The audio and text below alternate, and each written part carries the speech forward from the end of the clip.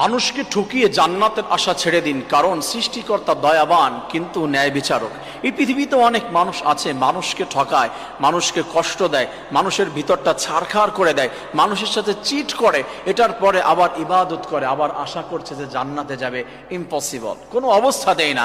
কোনো মানুষের বালিশ ভেজানোর কারণ হয়ে মানুষকে নিঃশেষ করে দিয়ে, মানুষকে পথে বসিয়ে দিয়ে, কষ্ট দিয়ে, ভিতরটা ছারখার করে দিয়ে, এই আকাশ সমমান স্বপ্ন দেখিয়ে তাকে এক সমস্ত স্বপ্ন মুহূর্তের ভিতরে ধ্বংস করে দিয়ে সরে এসেছেন, কষ্ট দিয়েছেন, ব্যথা দিয়েছেন, ঠকিয়েছেন, জান্নাতের আশা করছেন।